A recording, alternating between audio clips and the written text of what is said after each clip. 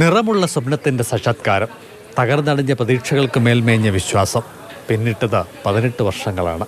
അതിൽ കൂടുകൂട്ടിയത്, ആശ്വാസം കണ്ടെത്തിയത് 300 കുടുംബങ്ങളും. ഒടുവിൽ ആ പട്ടികയിലേക്ക് കടന്നു വന്നത് അടൂർ ആനന്ദപ്പള്ളി സ്വദേശിനി മേരി. ഇക്കാലം അത്രയും ചെറുമകൾ ബിജിതയ്ക്കൊപ്പം മേരി താമസിച്ചത് ഈ കുടിലിലാണ്. അതിൻ്റെ മുറ്റത്താണ് 2 നിലകളിലായി പുതിയ സ്വപ്നം പൂവണിഞ്ഞത്. ഡോക്ടർ MS സുനിൽ നിർമ്മിച്ച് കൈമാറിയതിൽ അപൂർവം ഇരുനില വീടുകളിൽ ഒന്നുകൂടിയാണ് ആനന്ദപ്പള്ളിയിലേത്. ഒരു കിടപ്പുമുറി, ഹാൾ, ശുചിമുറി, അടുക്കള എന്നിവ താഴെ. 2 കിടപ്പുമുറികളുണ്ട് മുകളിൽ. മേരിക്ക് സ്വന്തമായുള്ള 4 സെന്റിൽ മാർഗനിർദ്ദേശപ്രകാരം അതിരുകളിൽ നിന്നുള്ള അകലം പാലിക്കുമ്പോൾ ഇതായിരുന്നു ഏറ്റവും യോജിക്കുന്ന ശൈലി. നമ്മൾ ജയലാലും ഞാനും നമ്മൾ രണ്ടുകൂടാണ് ഇത് മൊത്തം ആൾക്കാരെ നിർത്തി ചെയ്യിപ്പിക്കുന്നത് എല്ലാം. അതുകൊണ്ടാണ് ഈ ഒരു ചെറിയ തുക കൊണ്ട് നമുക്ക് ഈ വീട് ചെയ്യാൻ സാധിക്കും. അത് മനോഹരമായിട്ട് ഡിസൈൻ ചെയ്ത് നമുക്ക് ചെയ്യാൻ സാധിച്ചു. ഒരുപാട് സന്തോഷമുണ്ട്. ഷിക്കാഗോയിൽ ജോലി ചെയ്യുന്ന ഡോക്ടർ ജോസ് വർഗീസ്, സൂസി വർഗീസ് ദമ്പതികളാണ് സാമ്പത്തിക സഹായം നൽകിയത്.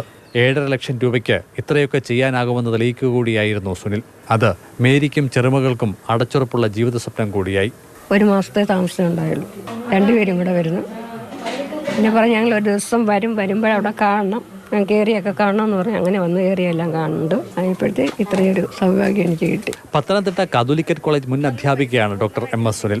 സ്വന്തം ക്ലാസ്സിലെ കുട്ടിക്ക് വീടൊരുക്കി നാഷണൽ സർവീസ് സ്കീമിലൂടെ മാതൃക തീർത്ത അവർ പിന്നീട് വീട്ടിലേക്കുള്ള വഴിയിലൂടെ മാത്രമാണ് സഞ്ചരിച്ചത്. കൈമാറുന്ന പണത്തിനൊത്ത മൂല്യത്തിൽ ഭവന നിർമ്മാണം. സംഭാവന ചെയ്യുന്നവർക്കും സ്വപ്നങ്ങളിലേക്ക് നടന്നടക്കുന്നവർക്കും സംതൃപ്തി. അതാണ് MS സുനിലിൻ്റെ ലൈഫ്. മാതൃഭൂമി ന്യൂസ്, പത്തനംതിട്ട.